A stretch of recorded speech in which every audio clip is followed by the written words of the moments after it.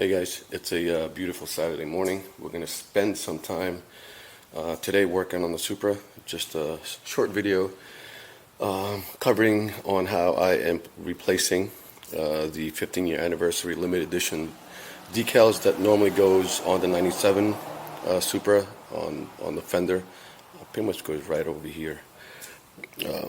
But before we cover that, I'm going to go help my son replace his drive belts on his Beamer, the 330 Ci. So I need to move the Supra out of the way, get that done first. I'm not going to do any how-to videos on that drive belt install, simply because it's probably already covered plenty on YouTube.